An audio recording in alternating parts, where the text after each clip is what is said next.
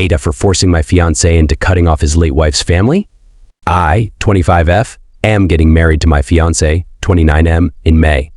When we first got together, he told me that he was married from 22 years old to his high school sweetheart we met when he was 25, but she passed of sepsis from a botched surgery. He didn't cope well and stayed in contact with her family, namely father and two sisters, 19 and 24. It was a soft spot for me for a while at the beginning because there was so much history they had that we would not have, and it was tough knowing that she was all around him.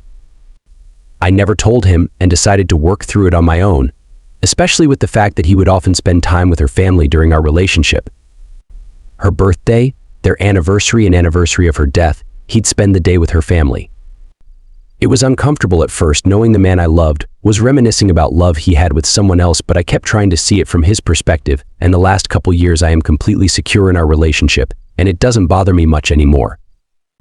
Well, he proposed this time last year and I was over the moon. I love this man with all my heart, but I recently learned that he never told them that we got engaged. I've been trying local coffee shops the past few months rather than my usual run and tried a new one. His LWS sister worked there, and other than being awkward, she did a double take of my engagement ring and looked really unhappy. I didn't mention it and left. My fiancé told me that she kept messaging him on social media about it, and I wasn't happy that he kept it a secret. He apologized and was very depleted by it all. He said that he didn't want to hide me, but he didn't want to hurt them either, and that both of us were a huge part of his life. I understand that and let him off the hook slightly, just told him to be upfront with them from now on. That was that. At least I thought so. A week ago, on Sunday, I got a message from the 24-year-old asking if I was happy with myself, that I would never replace his LW, and that if she was still alive, he'd chose her over me every time. She even said that he only kept me around for me money and something to stick his DKA. I ignored it, but I can't say that it didn't affect me. When you're in my position, all these points are ones you have to work through, and it's not easy to get over those insecurities. It feels like a knock in the teeth when they're used against you. I mentioned it to him, and he comforted me and reassured me. He said he'd set boundaries with her, and I'd never have to hear from her again. Fine by me. That was until I found my car with Webjury engraved robber smeared in red paint. I had saved for this car for a year, and it was expensive, very expensive. The tires were slashed and the windows cracked. I asked the store a few doors down for their CCTV camera footage of that night, but it was blurry and didn't catch much. It did manage to catch half a license plate though, and the color and make of a car. It was his LW's youngest sister's car. I told him I was filing a police report, and he asked me to hold off until he talked to them first. I told him no, but I would if they paid for the damages and apologized to my face. He set up the meeting for last night, and it didn't go well to say the least. Everyone was shouting. The sisters told me they, yes, both of them, had nothing to be sorry for, and that I should leave their family alone, including my fiancé and their family. He told them that it wasn't fair to him to be lonely forever, and that he'd hoped they'd be supportive of him finding love again. They told him he was betraying LW, and that he never loved her if he'd marry someone else. They didn't have a problem with him having a new GF because he'd realized she was the only one for him and get tired of me. Now that hadn't happened, they were putting their foot down. The youngest told him to tell me that they were right and that he'd never love anyone like LW. My fiancé broke down at the table. I picked him up and made us leave. I told them I'd be filing a report and suing for damages, and the next time they saw us would be in court. When we got back and calmed down, I gave him an ultimatum.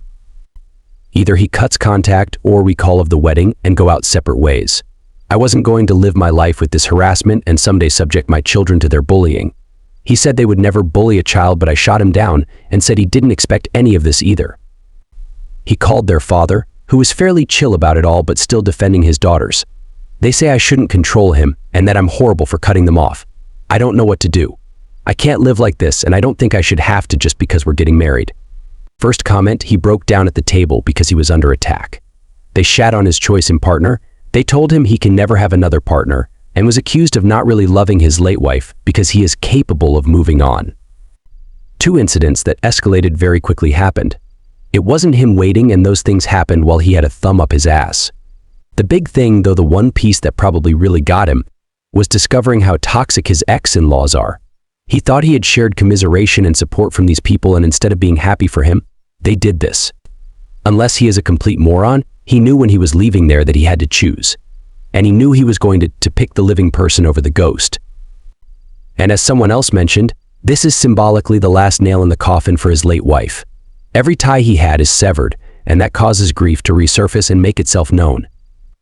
Second comment, completely agree with you, fiancé probably feels a little guilt, no doubt stoked by late wife's family, but that is natural, and his desire to marry up means he is ready to move on.